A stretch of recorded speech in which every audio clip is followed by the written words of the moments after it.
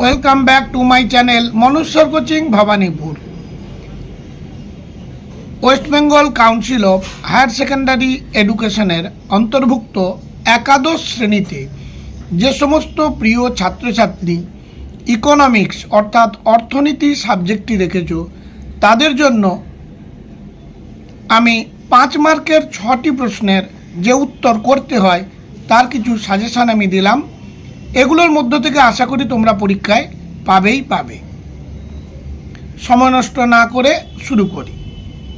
1 নম্বর, পূর্ণ প্রতিযোগিতামূলক বাজারের বৈশিষ্ট্যগুলি লেখো। 2 নম্বর, সঠিক চিত্র ব্যবহার করে মার্শালের ক্রমহ্রাসমান প্রান্তিক উপযোগিতার বিধিটি আলোচনা করো। 3 নম্বর, স্বল্পকালীন বাজারে চাহিদা ও যোগানের ঘাত প্রতিঘাতের মাধ্যমে একটি দ্রব্যের ভারসাম্য দাম কিভাবে নির্ধারিত হয়। 4 নম্বর, বিভিন্ন প্রকার বেকারত্ব আলোচনা করো এবং বেকারত্বের কারণগুলি লেখো। 5 নম্বর, সূচক সংখ্যা কি, দাম সূচক সংখ্যা গঠনের উদ্দেশ্যগুলি লেখো। 6 নম্বর, ভারতের জাতীয় আয়ের বৈষম্যের কারণগুলি লেখো। 7 নম্বর, ভারতের 1991 সালের শিল্পনীতির মূল বৈশিষ্ট্যগুলি উল্লেখ করো। 8 নম্বর, ভারতের শিল্পায়নে রাষ্ট্রীয় উদ্যোগের ভূমিকা আলোচনা করো। 9 নম্বর, অবাধ বাণিজ্যের পক্ষে ও বিপক্ষে যুক্তি দাও। এবার প্রশ্নমান 10-এর জন্য যে সমস্ত প্রশ্নগুলো পড়বে একটি প্রশ্নের উত্তর দিতে হয়। প্রথম প্রশ্ন, ভারতীয় অর্থনীতিতে সবুজ বিপ্লবের প্রকৃতি ও ফলাফল আলোচনা করো। 2 নম্বর, ভারতে গণবণ্টন ব্যবস্থার মূল উদ্দেশ্যগুলি ব্যাখ্যা করো। 3 নম্বর, ভারতীয় কৃষির সমস্যাগুলি ও বৈশিষ্ট্যগুলি লেখো। এই গেল 10 মার্কের জন্য 3টি প্রশ্ন পড়লেই অতি অবশ্যই একটি প্রশ্ন পরীক্ষাতে তোমরা কমন পাবে। মনুষ্যর কোচিং ভবানীপুর চ্যানেলটি সাবস্ক্রাইব করো। আর যদি কোনো সাবজেক্টের তোমাদের সাজেশান প্রয়োজন হয় কমেন্ট করে জানিও। এবারে 2 মার্কের জন্য যে প্রশ্নগুলো তোমরা পড়বে 10টি প্রশ্নের উত্তর দিতে হয় সেগুলো আলোচনা করছি। 1 নম্বর, মিশ্র অর্থনৈতিক ব্যবস্থার 2টি সুবিধা ও অসুবিধা লেখো। 2 নম্বর, চুঁইয়ে পড়ার তত্ত্বটি কী।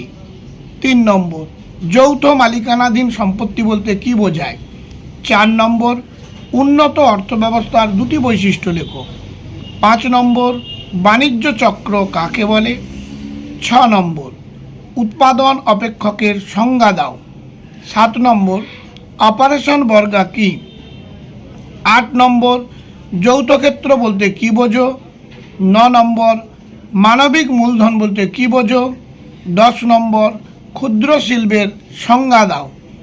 11 নম্বর, 58, 40, 63, 71, 54, 48, 36 এর মধ্যমা নির্ণয় করো। 12 নম্বর, যৌথ মূলধনী কোম্পানির অর্থ সংগ্রহের 2টি উৎস কী কী। 13 নম্বর, খাদ্যশস্যের বিক্রয়যোগ্য উদ্বৃত্ত বলতে কী বোঝো। 14 নম্বর, বাণিজ্য চক্রের 4টি পর্যায়ের নাম করো। 15 নম্বর, মানব উন্নয়ন সূচক বলতে কী বোঝো। 16 নম্বর, কৃষির স্বল্প উৎপাদনশীলতার 2টি কারণ লেখো। 17 নম্বর, স্বল্পকালীন যোগান রেখা কাকে বলে।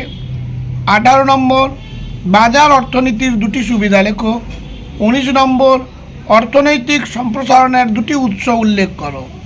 20 নম্বর, পশ্চিমবঙ্গের 4টি প্রধান শিল্পের নাম করো। 21 নম্বর, অংশীদারি কারবারের 2টি বৈশিষ্ট্য লেখো। 22 নম্বর, জনবিস্ফোরণ বলতে কী বোঝো। 23 নম্বর, সেবা ক্ষেত্রের অন্তর্গত 2টি অর্থনৈতিক কর্মের উদাহরণ দাও। 24 নম্বর, মধ্যমা ও গড় কাকে বলে, এদের একটি করে সুবিধা ও অসুবিধা লেখো। 25 নম্বর, সাধারণের সম্পত্তি বলতে কী বোঝো। 26 নম্বর, মোট জাতীয় উৎপাদন কাকে বলে। 27 নম্বর, প্রযুক্তিগত উন্নতির সংজ্ঞা দাও। 28 নম্বর, ভারতের জনসংখ্যা বৃদ্ধির ইতিহাসে 1921 সালটিকে মহাবিভাজিকা বৎসর বলা হয় কেন। 29 নম্বর, প্রান্তিক রেভিনিউ উৎপাদন বলতে কী বোঝো? এবং 30 নম্বর, গড় উৎপাদন ও প্রান্তিক উৎপাদনের সম্পর্ক কী?